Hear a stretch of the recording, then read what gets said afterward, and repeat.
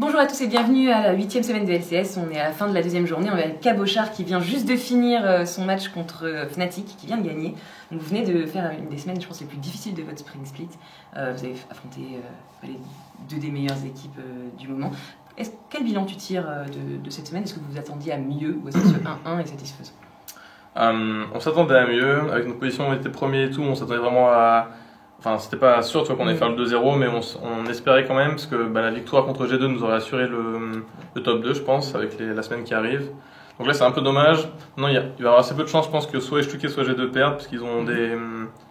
Ouais, ça va être assez tranquille. Donc je pense qu'on va voir la troisième place. Donc du coup, après, c'est quand même quart de finale contre la sixième, ça peut aller. Ouais. Et du coup, il n'y a pas le bye en demi-finale, donc c'est un peu dommage. Ok. On va parler un petit peu de la game contre Fnatic. On a vu quand même un teamfight qui était assez important. Vous êtes regroupés assez vite pour pouvoir faire face à ces Fnatic. Qui c'est qui fait shot call dans votre équipe? Qui c'est qui lead ce moment-là où on doit se regrouper assez vite?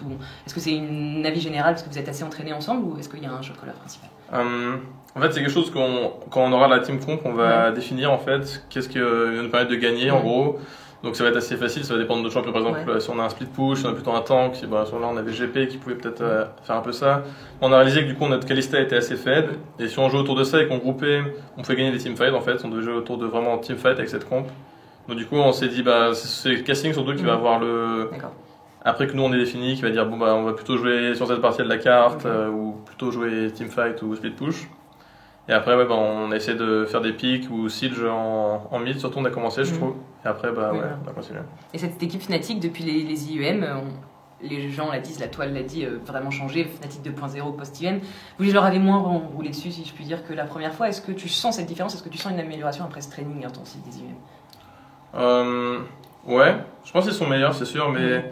Après, ça dépend aussi des compositions qu'on avait. La première fois qu'on les a joués, on avait une composition qui était beaucoup plus snowbally en fait, avec une Fiora où si on était sûr que je passais devant, la game était finie en gros. Alors que là, vu qu'il y avait deux tanks en top, c'est la méta qui shift un peu plus vers ça et eux qui ban Graves. Ils ont fait. Leur plan c'était vraiment que nous on les snowball pas trop avec l'early game depuis leur ban et les comps, et donc du coup ça a été beaucoup plus lent de gagner contre eux cette fois-là.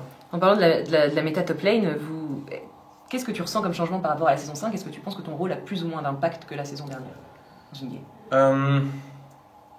Je pense que par rapport à la saison 5, t'as moins d'impact parce que franchement en saison 5 c'était beaucoup de la top lane. C'est pour ça qu'on voyait des games où par exemple que ça soit Uni ou moi, ou quand on avait des champions genre Fizz et Karim, c'était beaucoup plus facile de snowball parce que tu prenais un ou deux kills. C'est un peu comme la saison 3 en mid lane, tu vois, où tu jouais d'un Z et t'étais vraiment devant.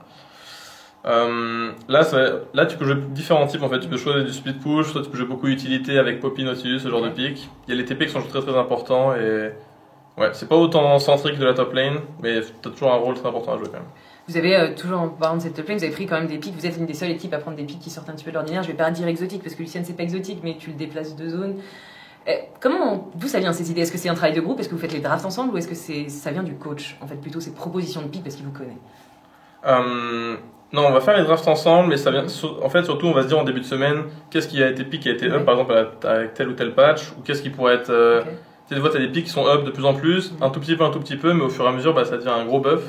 Et donc, tu te dis pourquoi pas ce pic-là, tu le testes dans certaines situations, ça marche pas. Et après, tu continues avec ça, quoi, en fait, et tu verras en draft. Si tu as un mec tu peux jouer beaucoup plus de champions, tu vois, c'est beaucoup plus facile de draft, par exemple, et donc du coup, ça nous aide pas. Mais quand tu es en draft et que tu as ton coach en vocal, et qu'il faut prendre ce pic exotique que tu as train de ta gaming house, qui c'est qui prend cette décision et qui c'est qui dit oui ou non, je me sens ou je me sens pas? C'est le joueur quand même ou c'est le coach qui pousse à jouer? Ce qui est bien avec Sean, c'est qu'on va savoir. En fait, on va faire beaucoup de scénarios avant le match en lui-même pour savoir si on arrive dans cette situation, quelle va être la réponse en fait, pour pas qu'on arrive dans une situation où on se dit vraiment ça peut marcher, mais on savait pas trop, tu vois, on a 60 secondes pour pick et t'as la pression et tout. Donc ça va être au final le joueur s'il trouve en fait que le pick va pas être bon ou ils sont pas très confiants, tu vois, il va pas le faire jouer ça, tu vois, parce que sinon c'est une partie avec un joueur qui est pas confiant, c'est très mauvais. Mais au final, on est très bien préparé quand on arrive en draft, donc ça c'est cool. D'accord. La prochaine étape, tu l'as dit tout à l'heure, c'est les playoffs. Là, il vous reste une semaine, ça reste des teams assez faciles pour les plus hautes teams du tableau. Comment est-ce que tu le sens? Est-ce que tu penses que vous êtes un tout petit peu en dessous dans le classement de G2 et H2K? Est-ce que vous allez pouvoir passer au-dessus pendant ces playoffs? Est-ce que le format changeant un petit peu en BO va vous avantager? Je pense qu'on va être très bon en BO, ouais. Qu'on soit premier ou deuxième, ça va être difficile, je pense, là, parce que H2K et G2, ils ont des matchs assez faciles aussi. Je crois pas qu'il y ait de chance, il y a aucune chance qu'on puisse tomber en dessous 3 non plus, même si on fait 0-2.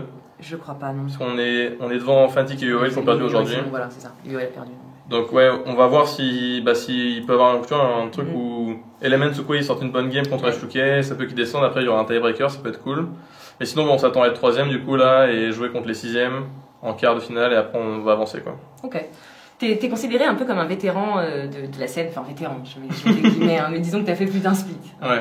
Qu'est-ce que tu penses du niveau de la scène européenne maintenant par rapport à l'année dernière par exemple? Est-ce que tu penses que l'exode des Européens a baissé un petit peu le niveau et a monté celui de NA ou ça n'a pas forcément d'impact? Non, je pense pas que ce soit vraiment le cas. Enfin, NS sont devenus meilleurs aussi, mais je pense que l'Europe est devenue meilleure aussi. Ouais. Parce qu'en fait, il y a beaucoup en Europe l'année passée où tu avais Fnatic qui était très très très au-dessus. Yes. Et après, tu avais beaucoup de joueurs très bons dans plusieurs équipes, c'était assez diversifié. Et ça s'est bien regroupé, je trouve, à la fin de la saison 5 dans les autres équipes. Parce qu'on va avoir des équipes comme H2K qui sont regroupées avec 5 très bons joueurs, comme nous, je pense, ou G2 qui sortent un peu du lot aussi. Et donc le niveau européen aussi est très très bon. NA a sûrement un peu augmenté. On verra vraiment MSI par rapport aux IEM qui étaient pas vraiment les meilleures équipes. Immortals sont pas y allés. Il n'y a aucune équipe du top 3 qui est allée. Donc bon, on verra plus précisément au MSI. Ouais. Ok. Dernière question un petit peu plus différente sur toi. T'es un petit peu encore un des seuls streamers, des seuls joueurs français professionnels à avoir une activité en stream et à sembler adorer ça. T'as un petit côté stream un peu fun mêlé un petit peu de pro. Pourquoi est-ce que tu streames pas pendant la saison? Est-ce que c'est un choix ou est-ce que c'est une obligation? Là en fait avec l'internet qu'on a, c'est pas possible de stream je pense. Okay. Et c'est assez prohibé, je pense. Depuis le début, on s'était dit on va focus vraiment sur devenir très très bon. Okay. Et le streaming, ça viendra. Je pense que je vais stream à la fin de la saison, tu sais, quand on sera après MSI, tout ça, quand on sera plus calme. Et après, tu as beaucoup plus de temps après le summer, évidemment. Mais durant la saison, c'est compliqué. Ouais. Mais c'est quelque chose que tu aimes bien et que tu. Ouais, je kiffe vraiment stream. Ok, je pense que tout le monde va être très content de l'apprendre. En tout cas, je te remercie pour l'interview, je te remercie pour ton temps. Je te laisse le dernier mot pour la population française qui sera contente de t'avoir. Merci à tous les Français qui me supportent, c'est toujours plaisir d'avoir des supporters de son pays et Cabane 1, 2, 3. Cabane 1, 2, 3 et à très bientôt pour d'autres interviews.